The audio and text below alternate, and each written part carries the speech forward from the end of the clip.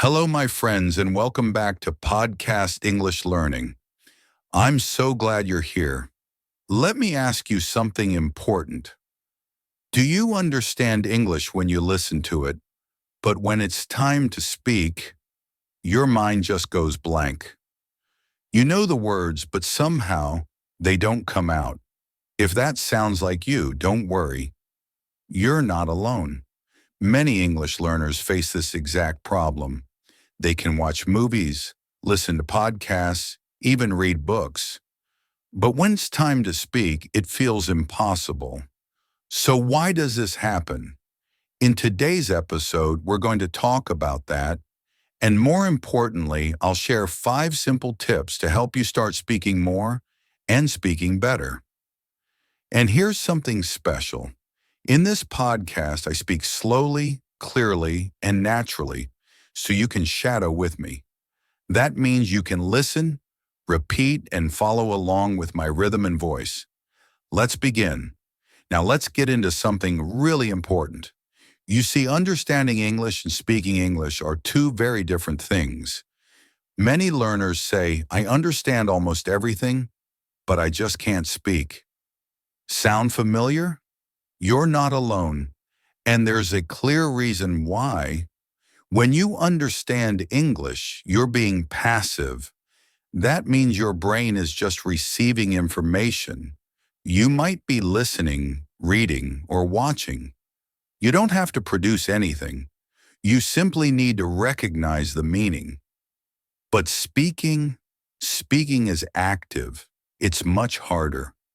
You have to do many things at the same time. You must think of the right words. You must organize your ideas. You must build sentences. And you must pronounce them correctly, all in real time. Even for advanced learners, this is a challenge. And here's the real reason many people struggle. They don't actually practice speaking. They study grammar. They watch movies. They listen to podcasts. They even write in English. And all of that is great. But none of those things will help you speak unless you use your voice. Speaking is a skill. And like any skill, cooking, dancing, or swimming, the only way to get better is to actually do it. Let's keep going. Tip 1. Don't wait for perfect grammar. Let's begin with something that stops so many people from speaking English: waiting for perfect grammar. This is a big mistake. So many learners think, I'll start speaking when my grammar is perfect.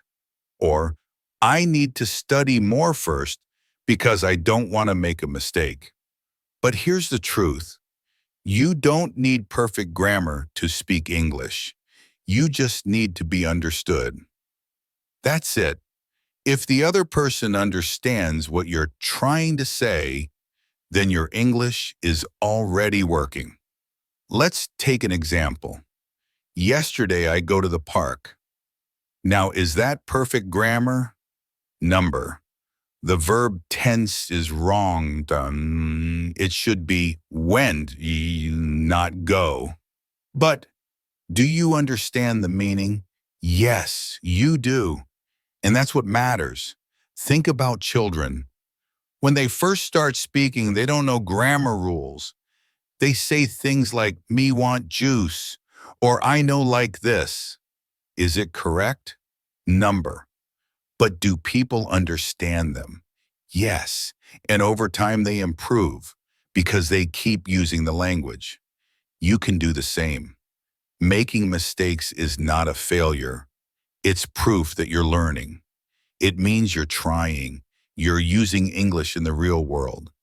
Even native speakers make grammar mistakes sometimes. So please don't be afraid of getting it wrong. Start speaking now, not someday. Use simple words. Use short, clear sentences. And most of all, say what you want to say. The more you speak, the more natural it becomes. And yes, over time, your grammar will improve too. But you'll already be confident, expressive, and using English. So remember this important truth. Fluent with mistakes is better than silent with grammar. Say it with me again. Fluent with mistakes is better than silent with grammar. Speak first, fix later.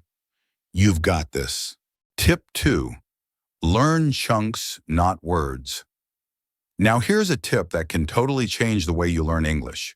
Stop learning one word at a time. Start learning in chunks. So, what are chunks? Chunks are small, natural phrases that native speakers use in daily life. They're groups of words that go together, like little blocks of real English that you can pick up and use again and again. For example, instead of just learning the word busy, learn a whole phrase. I'm a bit busy right now. Or how about this one? Sorry, I've got a lot on my plate. Another common one. Let's talk later. I'm swamped today. Each of these is a chunk, not just vocabulary, but real communication. When you learn chunks, you don't need to build a sentence from zero every time. You don't need to stop and think, how do I say this correctly?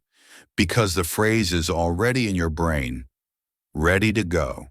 It's like learning ready-made tools you can use instantly in real conversations. Chunks like, can I help you? That sounds great. What do you mean? I'm not sure. This is real, everyday English, the kind people actually use. So how do you learn chunks? Here are some simple steps. 1. Listen to real English, podcasts, shows, movies, interviews. 2. Pay attention to common phrases people repeat. 3. Write them down, not just one word, but the full chunk. For example, I'll get back to you. Oh, it depends on the situation. Oh, that's a good question.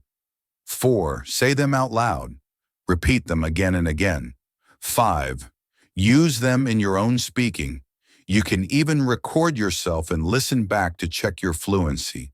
Here's one more powerful trick. Every time you hear a new phrase, ask yourself, could I use this in real life? At work? At a cafe? With a friend? If the answer is yes, learn it, practice it, use it. So don't just build your English word by word. Build it chunk by chunk. It's faster, it's more fun, and it's how native speakers really speak. Tip 3, talk to yourself. Build fluency. Anytime, anywhere. Sometimes English learners say things like, I don't have anyone to practice with, or I don't live in an English-speaking country. And that might be true, but it's no longer a valid reason to stay silent. You don't need a teacher or a native speaker to get better at speaking. In fact, one of the most powerful ways to practice English is completely free and always available to you. Talk to yourself. Yes, it may sound strange at first, but it really works. And it works surprisingly well. When you talk to yourself in English, you are not just repeating words. You're training your brain to think in English. You're building fluency in a relaxed, low-pressure way. And the best part? You can do it anywhere. While cooking dinner, taking a shower, walking in the park, driving your car. There are no rules, no schedules, no stress, just you and your voice. You can start simply by describing what you're doing. Say things like, I'm washing the dishes. The water is warm. I need to buy more soap tomorrow. Or talk about your day. Today was a long day. I had 3 meetings and skipped lunch. You can also ask yourself questions. Why am I tired today? What do I want to eat for dinner? You can even act out conversations like ordering food at a restaurant or chatting with a coworker. Play both roles and have fun with it. It's your private stage. Talking to yourself trains your mouth to move in English. It teaches your brain to find words quickly. It helps you stop translating and start thinking in English. It's like a workout for your speaking skills, but without the pressure of being perfect. And best of all, there's no one watching. You can make as many mistakes as you want. You can pause, repeat, or try again. The more you speak, the more natural it becomes. Slowly but surely, confidence grows. Speaking English becomes something you do, not just something you study. Tip 4. Use AI tools to practice speaking naturally. Now let's take that self-practice to the next level by adding a conversation partner that's always available, never judges, and speaks as much as you want. Artificial intelligence. Yes, AI is no longer something futuristic. Today, you can use powerful tools like ChatGPT, Pi, or Copilot to simulate real English conversations anytime, anywhere. Imagine this. You open your phone, launch an AI app, and say, "Hi, can we talk in English for a few minutes?" The AI responds, friendly, patient, and helpful. You ask a question, it replies. You respond again. Just like that, you're having a real back and forth conversation. No pressure, no awkwardness, no need to feel embarrassed if you make a mistake. These tools allow you to practice common situations like ordering coffee, asking for directions, or chatting about your day. You can even ask the AI to correct your English, slow down its responses, or explain words in a simpler way. Want to improve your grammar? It can help. Want to learn new phrases? It's got hundreds. Want to role play a job interview or a phone call? It's ready. One of the best parts of using AI is that you control the pace. You can repeat the same sentence as many times as you need. You can pause and think. You can take your time. And because AI doesn't judge, you can practice with total freedom. Over time, this builds confidence, fluency, and the ability to use English in real, meaningful ways. By combining AI practice with talking to yourself daily, you create a full circle learning experience. You speak, you think, you listen, and you improve, all in a safe space that fits your life. It's no longer about waiting for the perfect moment to speak. The moment is now. The tools are already in your hand. Use them and watch your English come to life. Tip 5. Use the 4-3-2 technique to build real fluency. One of the most effective ways to build fluency is a simple method called the 4-3-2 technique. It's easy to do, requires no special tools, and the results are powerful. If you want to think faster and speak more smoothly, this technique is a game changer. Here's how it works. First, choose a short topic. It could be something that happened to you today, a story you heard, a podcast episode, or even something you saw on the news. Then talk about it out loud for 4 minutes. Go slowly. Add details. Don't rush. Just speak freely and try to explain the full story. After you finish, take a short break.